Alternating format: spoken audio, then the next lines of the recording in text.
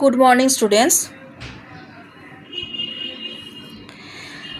আজকে চলে এসেছি বনলতা সেন, পিএসসি সিলেবাসে আছে কবি জীবনানন্দ দাশের বনলতা সেন কাব্যগ্রন্থের 5টা কবিতা, প্রথম 5টা কবিতা।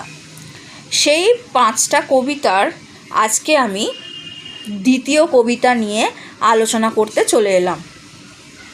দেখো, কবি জীবনানন্দ দাশের লেখা 20 বছর পরে, দ্বিতীয় কবিতা হলো 20 বছর পরে। দেখো, একেবারে আমি কবিতায় চলে আসছি।